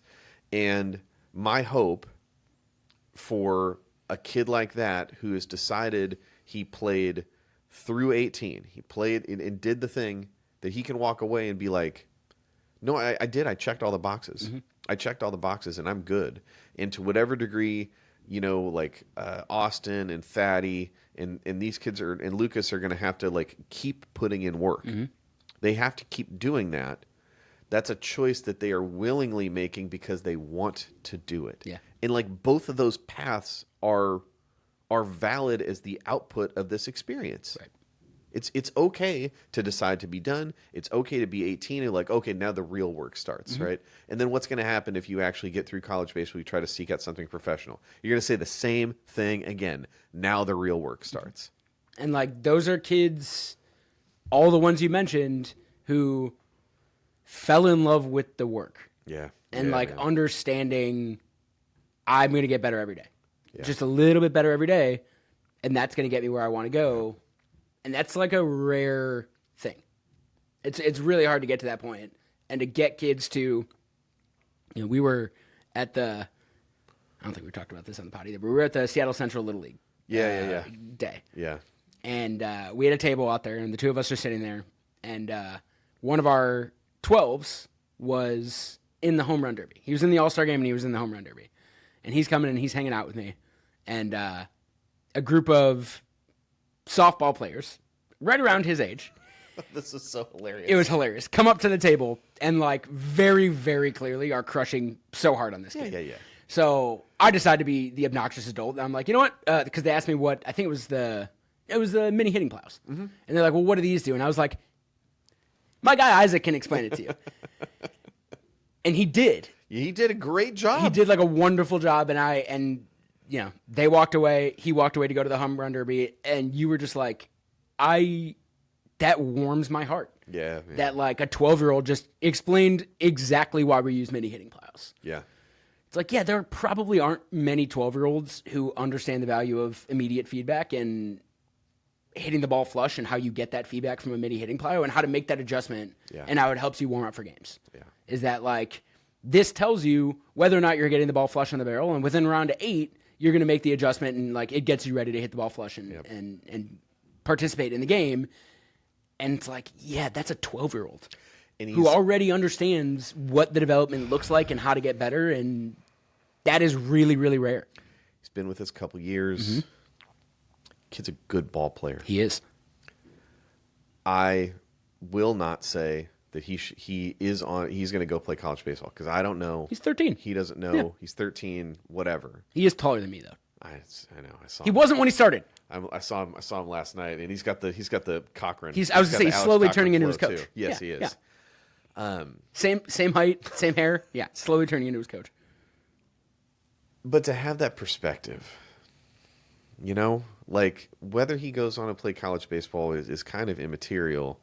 And maybe this is me making a mountain out of a molehill, but there's a part of me that just like, I think the thing I feel strongest about, and it's the same thing I told you when we were at the booth, is like, to understand this link between objective and feedback is not a small thing. Like it's not a small thing. I saw this thing on Instagram the other day. This guy was talking about the first Kobe team that went into the finals and lost. And I think in like the fourth quarter, Kobe had like 6 shots to try to put him ahead and missed all 6 or whatever. And somebody's talking to him after the game, and they were like, "Are you upset about the result?" And he was like, "I don't care about the result. I'm trying to think about why I missed those shots." Yeah. And that's process derived. Right. Right? That's process. So to whatever degree, I'm going to be the first person that takes youth baseball and what we do here and turns it into something much more grand in terms of the way that we're informing these kids' lives. That's the goddamn point. Right. The point is to change your perspective on whatever endeavor in life it is you choose to pursue. And the vehicle for understanding that stuff sometimes is simple as a mini hitting plyo. Right. I had an objective to hit this ball flush. I receive feedback on the output of that task, and I make an adjustment to my process based on the feedback. Right. I didn't understand that when I was 12. No. I don't think I understood that when I was 22. I might not have understood that when I was 32, if I'm being honest. Yeah. So, yeah, man, we were more competitive this year, and that's great because I think it's a result of truly years of building this process of asking for trust from families and graciously receiving it, and then having and then delivering. And yeah, we could have done a better job of, I think, communicating some of that iterative progress, but like we made it, and we've seen the fruits of that, and that's great. But like, you know, the reason that teams are the Cadillac product, the reason that for as long as I'm here, we are going to have teams, and the reason that teams are going to be the highest expression of what Academy has the capacity to do is it's because we have the chance to reframe truly the way that you think about whatever endeavor it is that you pursue. Like, that's the thing that I'm interested in. That's the thing that I actually care about. Youth baseball is just a vehicle for me to pursue this crazy agenda. Mini hitting plyos, smash factor balls, pulse, blast, smart reports, it's just a means to a flippin' end. Yeah. And again, you know, you can do like the zoomed out version. You know, we've potentially affected more than 500,000 people playing baseball, not only in this country but also in the world. You and I. There's the zoomed out version of that makes me, it feels a little spooky sometimes. There's the highly acute version of that for me, that like, it's someday my son is going to be done playing baseball, and it's going to be okay. It's going to be okay because I'm reasonably confident that like, if a meteor lands on me tomorrow, we've built a system that's going to infer a positive perspective for him on the rest of his life, because he's going to have to do something. Yeah. You know, like his 8-year-old career path of like, I'm going to play professional baseball until I'm 50. And then it was, I'm going to go work at a Menchie's and serve soft serve ice cream. And then I'm going to go be an astronaut in like 60s and 70s. Fairly unlikely as a career trajectory. I don't know what that stuff is going to be. And again, you know, because I've had some conversations with him and my wife, who told me not to talk about her on the podcast today, but I will because I love you desperately. You know, we've talked about some choices that would like be more in alignment with what he wants. He wants to put all his eggs in one basket. He wants to have no plan B. And it's I can't put to words the terror that infers to me. I'm also trying to work through this process of understanding like that's probably what it takes. You know, like that's what it takes. Like I was talking to Dan Comstock, Driveline, Triple OG, Menlo College, Triple OG, Feed the Trees. Academy coach. And I'm so glad we have Dan, because I don't have the life experience that Dan does, that Dan's able to communicate to these kids, the amount of sacrifice, the amount of buying, the amount of love, the amount of work. And I'm talking to Dan about some of the stuff that we've been talking about with D, which, you know, revolves around, you know, potentially doing online school instead of high school, still playing for the high school team, or whatever. We're talking about it. I'm not saying this is the thing we're going to do. I'm just saying it's a conversation that we've had. And Dan says to me, because we're talking about Dan Wilson, the new manager of yours, potentially Seattle Mariners. The first game, they had a walk-off. Luis Rivas, I think, hit it. I can't remember who hit it, but they walked off. And he had been in the minors for 9 years. And I was talking to Dan about me talking to my son that, like, you think right now that you're willing to kind of make this sacrifice because you presume that the payoff is going to be to the impossible outcome. That's the presumption. And that's a really easy choice to make if that's what you're making the presumption. But what I told a D, I was like, it could be the other thing. And that could be a best case scenario. The best case scenario is you're scuffling in the minors for 9 years. And I'm not saying that to disparage it. I'm saying that just like, understand that's not professional. It's professional baseball that's not Major League Baseball. Right. Those are very different things. So I'm talking to Dan about the conversation that I had with Danny. And when I told that to Danny, he was like, yeah, no, I'd still do it. And it's terrifying to me. And I say that to Dan, and Dan's like, yeah, I would have given my left nut to play pro ball, to play professional baseball. Dan did play professional baseball, but like Major League Baseball, he said, I would have given my left nut. Yeah. I mean, but the point that I am coming to, and I, as per usual, really long-winded, Dan Comstock is a highly functional, highly successful adult that doesn't walk around this facility working with other ball players, old and young, and resent the fact that they have capacity for opportunity he doesn't. That guy got farther than 99.9% of human beings on the earth and is resolved and good with what life has unfolded for him because of it. And to be able to do both of those things, man, I'm pretty sure that you need to have that type of perspective about process, about receiving feedback. Mm-hmm. And like, that's what we're trying to do. And to me, one of the most important things about that is how far you go is dictated by how much you're willing to sacrifice to get there. Yep. I didn't put all my eggs in the playing basket. I put all my eggs into the working in baseball basket. Right? Like, right. I decided at 13 that is what I wanted to do. I knew I probably didn't have the physical gifts to play at a high level. I don't want to do anything other than baseball. Yeah. It's a long shot. Yeah. Especially at that time, before analytics had really come to baseball, and there weren't really jobs for nerds. Yeah, man. You're not even at the tip of the spear. Like, the spear doesn't even exist yet. The spear didn't even exist. And I luckily had parents who were totally okay with me putting all of my eggs in the basket of I'm going to work in professional baseball. Yeah. And allowed me to come and live at their house rent-free every off season after my season was done when I was working in pro ball. Yeah. And like, I knew at the time, but like looking back, I really understand how crazy that was to put all my eggs in that basket. And like, constantly, if I see people from high school or whatever, and they ask what I'm doing, and whether I was in pro ball or at Driveline, whatever point of life I talked to them, they were all like, "Oh, you always wanted to work in baseball. You did the thing. How did you do it? Yeah. Like, how did you end up getting there?" It's like, well, I was willing to sacrifice more than a lot of other people. There were a lot of people that I started with that no longer work in baseball. Yeah. Whether I started at Driveline with them and they're no longer working in baseball, or I started in professional baseball and they're no longer working in baseball.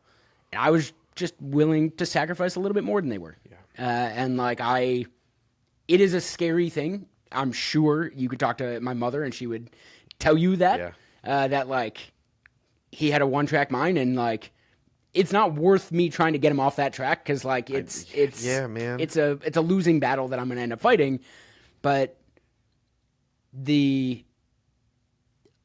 going through that process of like the literal process of like, okay, how do I get to where I need to go?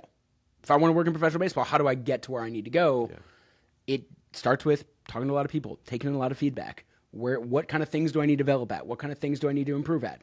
And then me going and taking online classes outside of my schoolwork to learn how to do some of these things, to learn more about what I'm trying to get into, so that I could walk into a room with a bunch of professional people who played professional baseball and not be crazy out of place. Yeah. Like, I at least knew how to speak the language they were speaking, and they didn't look, sideways at me like, what the hell are you doing in here? And it's a really important thing for a human to learn. Yeah, man.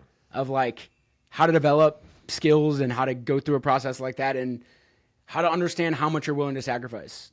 And at what point do you say, that I'm not willing to sacrifice anymore. Right. And I'm totally okay And make that with decision hanging for it yourself. up. Right? Like, part of me being at Driveline, I don't know if I've talked about this, but I first came here for an internship to put it on my resume so I can go back and work pro ball. Yeah. And I wasn't, at the end of the day, willing to sacrifice what I had here and, you know, the job security, things like that, to go back and work in pro ball. Yeah. And, like, I was totally okay with that. My dream since I was 13 was to work for a professional baseball team. Now, I did it. It's fine. But I've had opportunity to go back, and I'm not, at this point, willing to make that sacrifice, and I'm totally okay with that. Yeah. And, like, it's a point that I've gotten to, and it's similar to Danner or Kozak. Yeah. Right? Like, he just retired. Yeah. He spent a long time in the minor leagues with the goal of playing professional, like a Major League Baseball, right? Yep. Or even like high-level affiliated baseball. And he didn't get there, and that's totally okay because he wasn't willing to continue making those sacrifices. Yeah. And, like, at the end of the day, that's what we're trying to instill in these kids is that, like, it's got to be your choice. Yeah. You can develop, you can put it all in. That's the process. Yeah. But you're going to have to sacrifice some things along the way. And, you know, there was an interesting conversation I had with a bunch of kids because now that we're into the fall and we practice on Monday, Wednesday, Fridays, and I understand it because I was a high school kid at one point. Yeah. Fridays in the fall, it's a very socially important thing to go to football games for a lot of kids. Yep. And experience that. And some of my kids are struggling with sacrificing practice to go and do the social thing to be at a football game. A lot of them are like, I got to go to the first one, and then after I go to the first one, like I don't feel the need to go, and I'll be there on Friday practices. And some of them were like, I don't care. Like I know it's gonna, you know, I'm losing some social opportunities, and I don't care because I'd rather go to practice. And that's like the conversation I have with each of these kids is, it is totally up to you, right? Like you know what you're missing. Yeah, at practice, it's on you, and you know that one practice isn't going to completely make you a bad baseball player. And you also know that, like, hey, you have time in between school and the football game. You can go get a recovery day in. Yep. Like, you're going to miss your lift, most likely, and you're probably not going to be able to hit off a machine. Yeah. But you could go find a tee and do your drills for the day. You can go throw a recovery day, and then you can go to your game, and you're sacrificing a little bit less. Yeah. And that's so important. To like developing these kids as human beings is to get them to that point where they understand that like that's how it's going to be in life is like, and like we, you know, we have the conversation of I have GPA requirements for my team specifically. We don't make our coaches do it for every team, but I have it for my team because if you want to go play college baseball, we can't start high school not understanding that like you got to get over a 3.0 really at this point to have a leverage in college offers. Right, if you're under a 3.0, it's going to be difficult for you to play college baseball at a level that maybe you can or you want to. And like I know going to school sucks. I was a kid. I did not always want to go to school. Right when I woke up, or never wanted to go to school. But like that's a thing you can sacrifice. Yeah, is like every day understand that like that's a part of your training too. Yeah. And like do that, or like the weight gain thing that I'm having with a bunch of my kids. Like, I know that like you don't like to eat a ton of food, but are you telling me you're not willing to sacrifice feeling full to reach your goal? Like that's an easy thing to sacrifice. Yes. Is like eating too much food is what I'm asking you to do. I don't care how you do it. I don't care if you drink smoothies or drink a gallon of milk a day, or please don't do that, baby, or anything like that. But like, what I'm hearing is you're not even willing to make the sacrifice of like trying to eat that amount of food to gain the weight. And it's like those are important life lessons, is learning early that like you can't always get what you want unless you're willing to sacrifice things to get there. And that's hopefully what we're instilling into most of these kids. And like you can see it after a few years of being here that a lot of these kids understand at the older ages that there are things that they are totally willing to, like social life. In a lot of cases, they're totally willing to sacrifice that. Yeah. And like, right or wrong, because they get social stuff here with these kids. And like, part of that is like, they really want to hang out with their teammates. So like, that's an easy call for them to make. Yep. But yeah, I understand making the sacrifice of not going to some of your high school football games or, all your friends are getting together on a Wednesday night, all your high school friends, and you're like, no, I'm sorry, I got to go to practice. Yeah. 12 months a year. Yeah. Right? I understand that. Or like not watching Seahawks games on Sundays. Sure. Because you're going to your outdoor practice. I get it. Like these are all varying degrees of sacrifices that you have to make, and how bad do you want it? So several years ago, I wrote something late at night. I sent it to myself because I found it trying to find something else. I was actually going to put this on a shirt, but it's apropos to what you just brought up. The fundamental core idea that Driveline represents is that you are at no one else's mercy. You decide your fate. The only limitation is how far you're willing to go in pursuit of your dreams. It is always you, and it's only you. Yeah. And, at the end of the day, look, we started this conversation talking about our win-loss record, and, we had better competitive results, and that's great. Mm-hmm. That stuff. That's the result Yeah. of the process that we get to watch every day. Yeah, absolutely. Absolutely. Do you have a defense MLB error thing for this week? Yeah, did you see what the White Sox did the other week?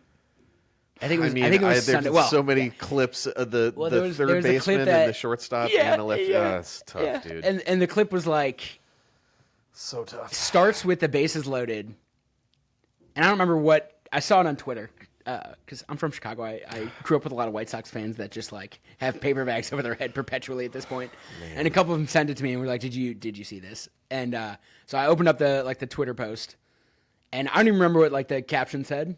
But I just started watching the video, and it's Eloy Jimenez. Yeah. And I was like, oh, he hit a grand slam.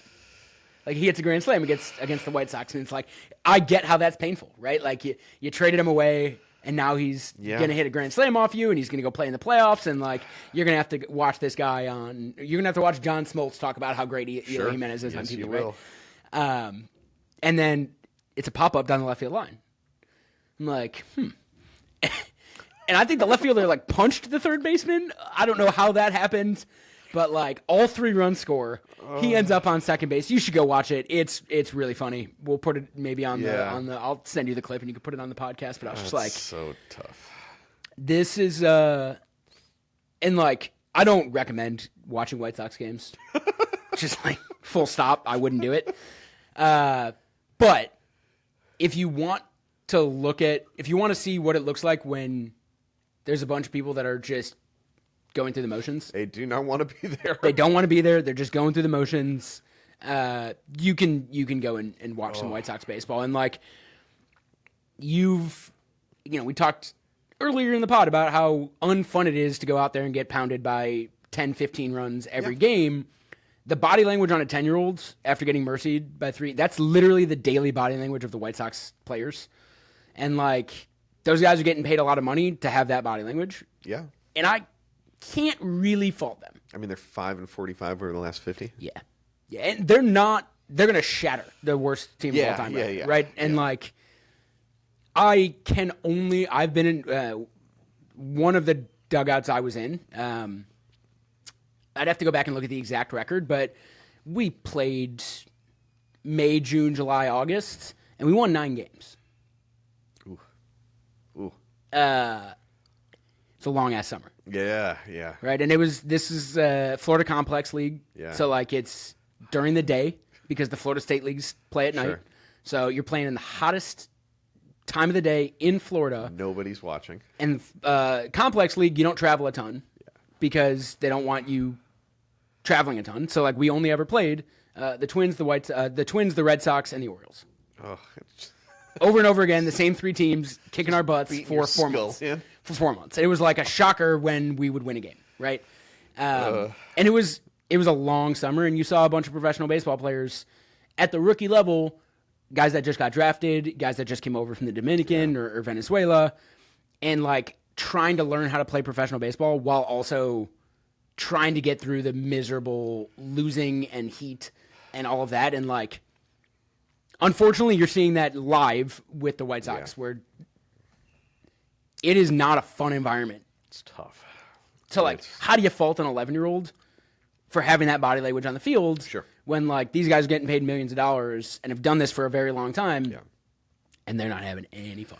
Yeah, and that 11-year-old, just from a brain development standpoint, doesn't have the tools that adults do. Right. That's just not a thing that they have. You can wish for it all you want. You can help them with context, but they don't have the tool. Yeah. And I was listening to the Bill Simmons podcast on the plane this last weekend, and it was his first guess the lines with Sal. So they had the parent corner and whatever, and they brought up, both of them, how excited they are that neither of their kids play baseball anymore.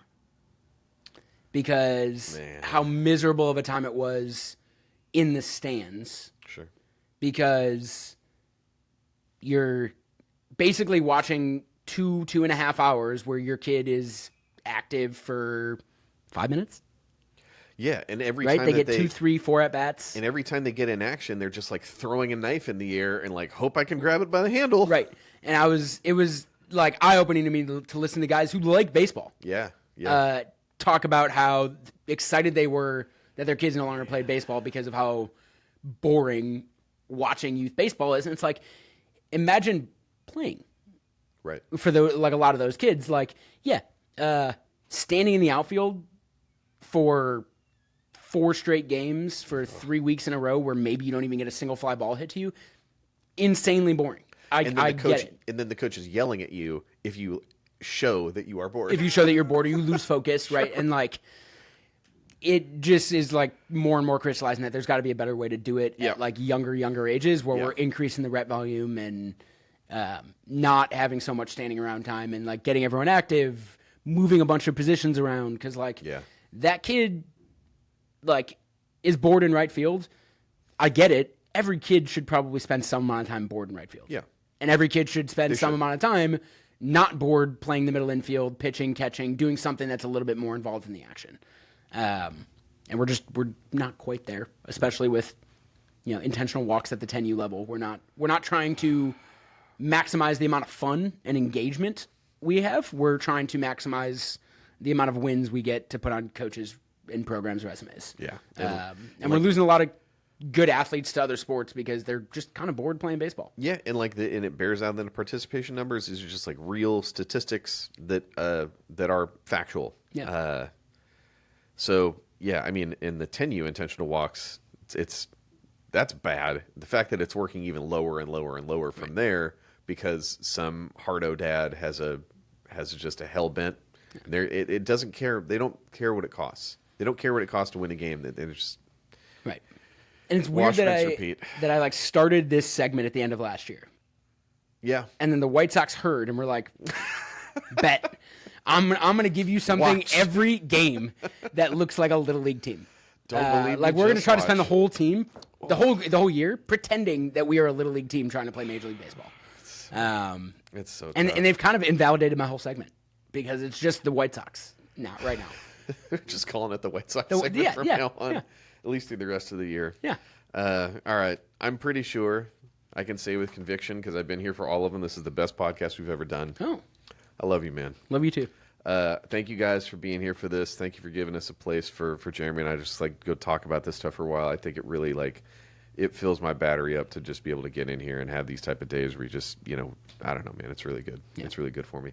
Thank you guys for listening. Axbat.com code Dinosaur Lego 20 DL20, I think is what I said, to get yourself 20% off. You got Driveline Academy Flex if you want to train in the gym intermittently and work with one of our trainers online, do the test retest thing. That is a thing that you can do. Skills to Scale book, Youth Underlift Smash Bat, Power Bat.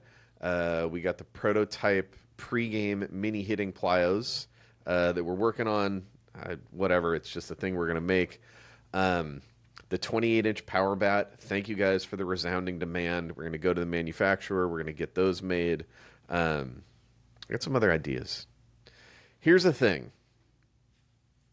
Don't email me about this, but I'm going to do a poll on Twitter. Raise your hand or click the yes button if you are one of those parents who is nervous or doesn't let your player swing their game bat when they're doing cage stuff. Nervous about breaking the bats? Yes. If you're one of those people, I'm going to have a post up on social probably Monday morning. This will come out on Friday, so wait until Monday. I'll put that out. Smash the button and let me know, because I have a thought. I have a thought about something we could solve there that then opens up the door for us to do some really other cool youth bat stuff.